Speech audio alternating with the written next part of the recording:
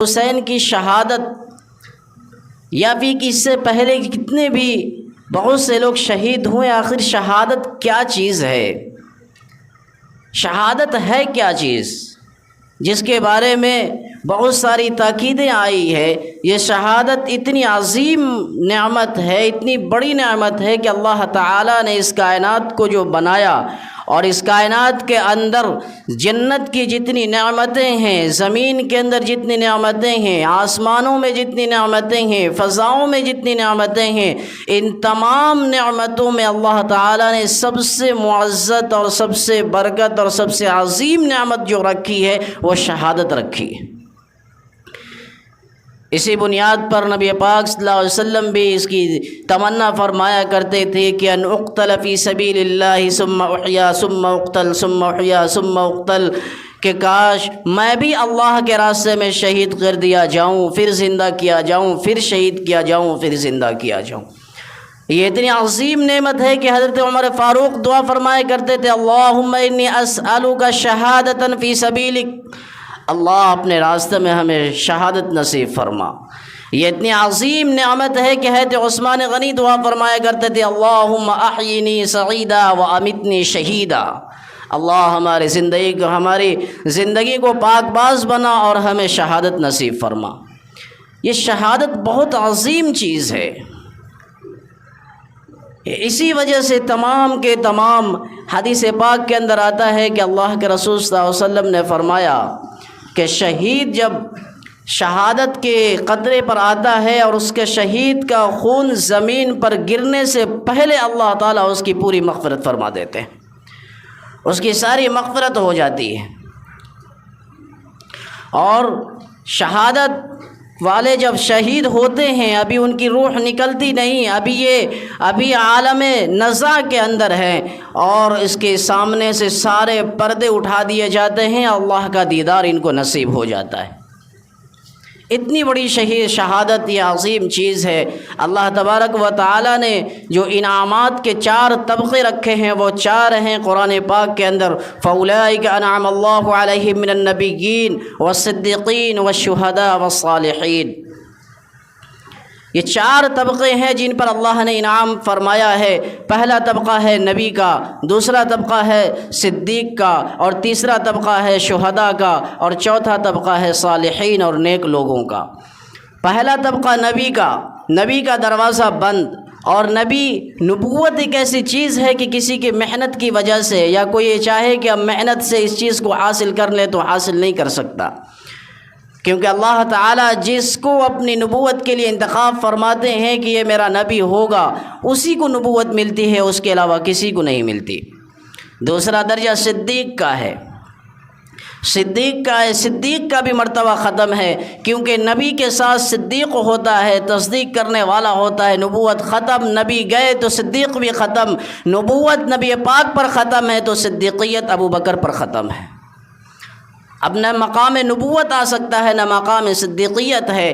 تیسرے نمبر پر شہداء اور چوتھے نمبر پر صالحین ایک لوگ ہیں۔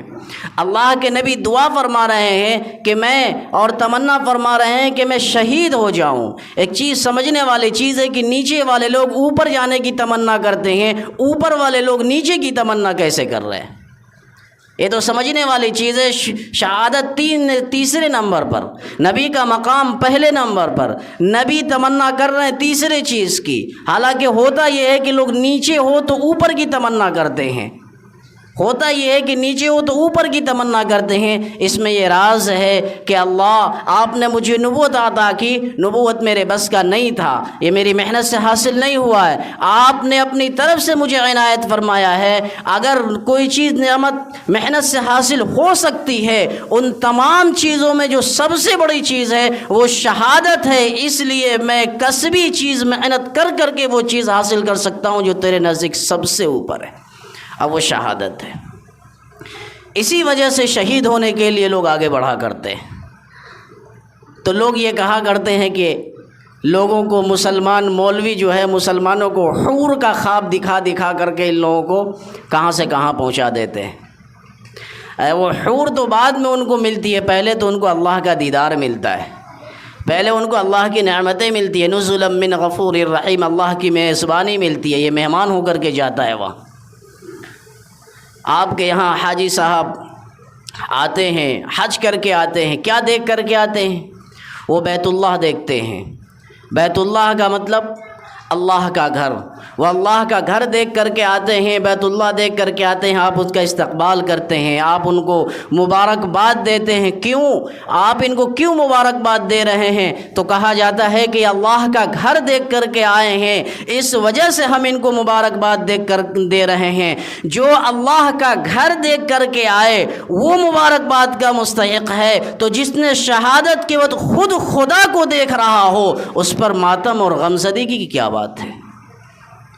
اس پر ہم ماتم کریں اور غمزدہ ہوں؟ یہ تو اور اونچا مقام ہے کہ جو خود خدا کو شہادت کے وقت دیکھ رہا ہو۔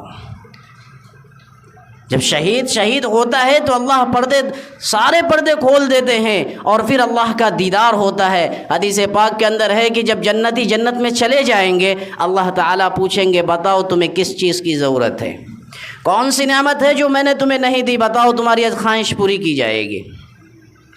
سب اپنی اپنی خواہش کا اظہار کریں گے، لیکن جو شہید لوگ ہوں گے وہ کہیں گے اللہ آپ کی جنت میں ساری چیز بسی ہے، لیکن تیرے راستے میں جو گردن کٹایا تھا، وہ مزہ جو میں نے دیکھا تھا، محسوس کیا تھا، وہ مزہ یہاں محسوس نہیں ہو رہا، وہ مزہ یہاں محسوس نہیں ہو رہا۔ اس کو میں آپ ایک ایگزامپل کے ساتھ سمجھاتا ہوں۔ آپ کو کسی سے بہت حد درجہ محبت ہے اور ان کی محبت کی وجہ سے آپ ان کے رات بھر ان کے چکر میں آپ نے جاگا، مصیبت کی وجہ سے نہیں کہ بیمار ہے اس وجہ سے ہم جاگ رہے ہیں، نہیں، جو حقیقی محبت ہو کسی بنیاد پر، اور آپ نے باپ کی وجہ سے جاگا، ماں کی وجہ سے جاگا، اولاد کی وجہ سے جاگا، تو وہ جاگنے پہ جو آپ کو لطف اور مزہ آئے گا، اور دوسری جگہ جو ہے جو رقص اور شباب اور کباب اور حباب ساری چیزوں کا انتظام ہے، وہاں بھی آپ جاگ رہے ہیں، وہاں ساری چیزوں کا انتظام ہے، یہاں بھی جاگ رہے ہیں باپ کی خبر خیریت کے لیے، یہاں کسی چیز کا انتظام نہیں ہے، محبت میں جاگ رہے ہیں۔ آپ کہیں گے بھائی یہاں ساری چیز آپ نے موجود کی ہے، لیکن آج کے جاگنے میں وہ مزہ نہیں ہے جو میں نے باپ کی پہرہ داری میں جاگا۔ اگر حقیقی محبت ہو تو اس کا اندازہ لگ سکتا ہے۔ آپ کے یہاں سے حاجی صاحب حج کو جاتے ہیں، یہاں سے بیوی کو چھوڑا، بچوں کو چھوڑا، اپنے مکان کو چھوڑا، دکان کو چھوڑا، کاروبار کو چھوڑا، خاندان کو چھوڑا، علاقے کو چھوڑا، راستے کی صعوبتیں، راستے کی مشقتیں برداشت کرتا ہوا وہ جاتا ہے۔ وہ مکۃ المکرمہ پہنچتا ہے، مدینۃ المنورہ پہنچتا ہے، مکۃ المکرمہ میں جا کر وہ حج کے ارکان کو ادا کرتا ہے، منی میں جاتا ہے، مزدلفہ جاتا ہے، طواف کرتا ہے، حجر اسود کو بوسہ دیتا ہے، صفا مروہ پر جاتا ہے، وہ ہر جگہ پر جاتا ہے، اور جب وہ واپس آتا ہے تو سارے علاقے والے اس کا استقبال کرتے ہیں، اس کو ان کا ویلکم کرتے ہیں، ان کو مبارکباد دیتے ہیں، اور جن کے گھر کے لوگ جاتے ہیں ان لوگوں کے خوشی کا عالم یہ ہوتا ہے کہ ان کے پیر زمین پر نہیں ٹکتے ہیں، اتنی خوشی کا عالم ہوتا ہے۔ تو بتاؤ کہ بیت اللہ کو دیکھنے کے لیے گھر کو چھوڑنا پڑا ہے، کیوں؟ لوگ کہیں بھائی بیت اللہ کو دیکھنے کے لیے یہ گیا، مکے میں یہ گیا، لیکن ادھر بیوی کو چھوڑ گیا، بچے کو چھوڑ گیا، مجھے بہت افسوس ہو رہا ہے، مجھے بہت افسوس ہو رہا ہے۔ کیوں بھائی؟ وہ کاروبار کو چھوڑ گیا۔ کہے گا بھائی کتنا بڑا بیوقوف ہے، جب تک وہ گھر کو نہیں چھوڑے گا، جب تک وہ اپنے در و دیوار کو نہیں چھوڑے گا، بیت اللہ کی زیارت نہیں ہو سکتی۔ حضرت حسین نے بھی اپنے گھر کو چھوڑا تھا، مدینے کو چھوڑا تھا، مکے کو چھوڑا تھا، خاندان کو چھوڑا تھا، قبیلے کو چھوڑا تھا۔ اسی وجہ سے اگر وہ نہ چھوڑتے اپنے گھر کو اور در و دیوار کو تو پھر اللہ کی زیارت انہیں شہادت میں نصیب نہ ہوتی۔ ان کو اللہ کا دیدار لینا تھا۔ جیسے بیت اللہ دیکھنا ہو تو گھر چھوڑنا پڑتا ہے، نہیں چھوڑیں گے دیکھ نہیں سکتے۔ اسی طریقے سے اللہ کی زیارت کرنی ہو شہادت میں تو گھر کو چھوڑنا تھا، اس لیے گھر کو چھوڑا تو انہوں نے دیکھا، نہیں چھوڑا تو نہیں دیکھتے۔ یہ ان کا پیغام تھا۔ اب کہتے ہیں کہ حضرت حسین پر آپ کو غم نہیں آتا؟ ہم غم کیوں کریں؟ ہم غم کیوں کریں؟ قرآن کہتا ہے وَلَا تَقُولُوا لِمَنْ يُقْتَلُ فِي سَبِيلِ اللَّهِ أَمْوَاتٌ، جو اللہ کے راستے میں چلا جاتا ہے اسے مردہ نہ کہو، وہ تو زندہ ہے، لیکن تمہیں اس کا احساس نہیں۔ اب زندوں پر غم کیا جاتا ہے یا مردوں پر غم کیا جاتا ہے؟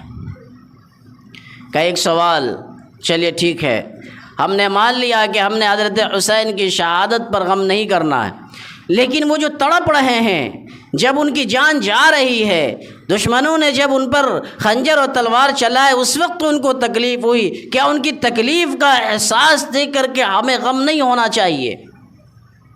نہیں، بالکل غم نہیں ہونا چاہیے۔ یہ اس بنیاد پر رو رہے ہیں، یہ اس بنیاد پر غم منا رہے ہیں کہ ان کو تکلیف ہوئی، وہ تڑپے، وہ ساری چیز کے اس بنیاد پر سنو، یہ ان کے ڈھکوسلے ہیں۔ حدیث پاک کے اندر رسول اللہ کا فرمان ہے کہ جو شخص اللہ کے راستے میں شہید ہوتا ہے، جو شہید ہوتا ہے، کانٹا چبھنے کے برابر بھی ان کو تڑپ کا احساس نہیں ہوتا۔ اب میں آپ کو ایک مثال دوں، آپ کو بات واضح ہو جائے گی۔ یوسف علیہ السلام کا قصہ بہت مشہور ہے کہ مصر کی ملکہ نے حضرت یوسف علیہ السلام پر وہ عاشق ہو گئی، فریفتہ ہو گئی۔ لوگوں نے کہا کہ ارے کیا بات ہے، عورتوں نے تانے دینے شروع کر دیے کہ یہ ملکہ ہے اور ایک غلام پر، ایک نوکر پر یہ عاشق ہو گئی، فریفتہ ہو گئی، کیا بات ہے؟ تو اس نے کہا جواب دینے سے بہتر ہے کہ ان کو فزیکلی طریقے سے سمجھا دیا جائے۔ اس نے کیا کیا؟ دعوت کی، عورتوں کو بلایا، عورتوں کو بلانے کے بعد سب کے ہاتھ میں فروٹ رکھ دیے اور چاقو دے دی، کہا ٹھیک۔ حضرت یوسف علیہ السلام سے کہا آپ کو اس کمرے سے اس کمرے میں جانا ہے۔ وہ تو نبی تھے، نبی تو معصوم ہوا کرتے ہیں، عفیف ہیں، پاک ہیں، ان کی نظر غیر محرم پر نہیں پڑتی۔ آپ نکلے اور سیدھا دوسرے کمرے میں چلے گئے۔ جو عورتیں تھیں انہوں نے ان کو دیکھا، جو دیکھا تو چاقو جو سیب پر تھا، چاقو جو فروٹ پر تھا، وہ فروٹ کٹتا ہوا سیدھا ہاتھ بھی کٹ گیا، اسے احساس نہیں ہوا۔ وہ حسن ایسا تھا کہ اس حسن میں ایسی دیوانی ہوئی کہ ان کو اپنے اعضاء کے کٹنے کا احساس نہیں ہوا۔ شہید کا بھی یہی مقام ہے کہ جب شہید شہادت کے مقام پر فائز ہوتا ہے، وہ اللہ کے دیدار میں ایسا مستغرق ہوتا ہے کہ اس کو گردن کٹنے کا احساس ہی نہیں ہوتا، اسے گردن کٹنے کا احساس ہی نہیں ہوتا۔ پھر کس بات کا غم ہے؟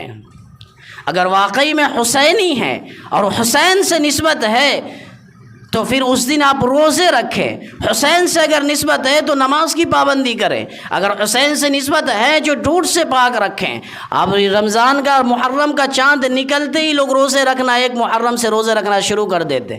کیوں بھائی؟ تو حضرت حسین کو پانی نہیں ملا تھا، اس کے وجہ سے لے رہے ہیں۔ حضرت حسین کو پانی نہیں ملا تھا تو 3 دن تک نہیں ملا تھا۔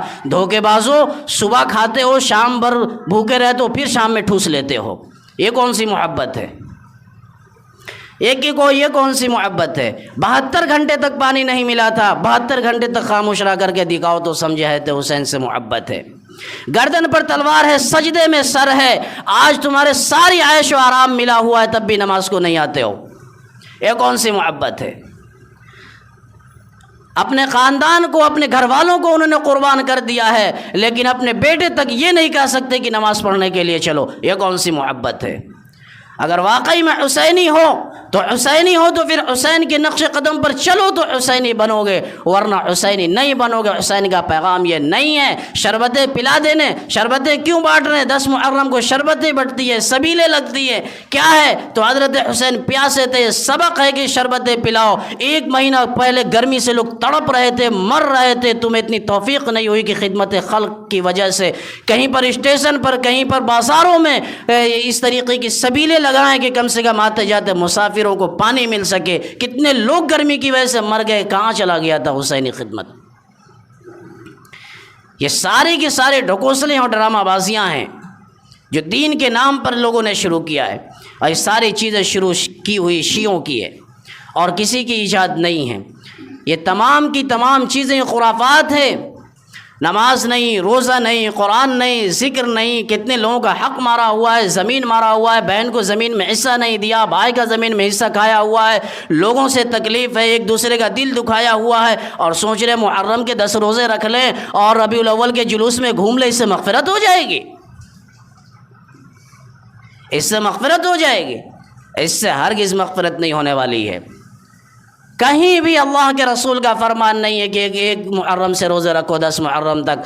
اگر روزہ رکھنا ہے تو 9 کو رکھو، 10 کو رکھو، یا 10 کو رکھو، 11 کو رکھو، لیکن یہ بھی ہے تو حسین کی وجہ سے نہیں، نبی کے فرمان کی وجہ سے، کیونکہ نبی کا فرمان ہے کہ جو 10 یا 11 کو محرم کے عاشورے میں جو لوگ روزہ رکھے تو کہ اس کے 1 سال کے گناہ معاف کر دیے جاتے ہیں، اور جو شخص اپنے اہل و عیال پر، اپنے بال بچوں پر، اپنی بیویوں پر اس دن خوب کھلے دل سے خرچ کرتا ہے، اللہ تعالیٰ اس کی برکت سے پورے سال اس کے رزق کی تنگیوں کو کم کر دیتا ہے۔ کئی محدثین کا اس پر عمل ہے، انہوں نے لکھا ہے کہ ہم نے اس حدیث پر عمل کیا ہے اور ہم نے اس حدیث کا نتیجہ پایا ہے۔ اگر آپ کو عمل کرنا ہے تو اس پر عمل کریں کہ 9 اور 10 کو روزے رکھیں، یا 10 یا 11 کو روزے رکھیں، اور پھر 10 تاریخ کو خاص طور پر اپنے بیوی بچوں پر، کھانے پینے پر، ان کے پہننے اوڑھنے پر اس پر خرچ کریں، جتنا ہو سکے آپ دل کھول کر کے خرچ کریں، اس بنیاد پر کہ رسول اللہ کا فرمان ہے، پھر اس کی برکتیں دیکھیں۔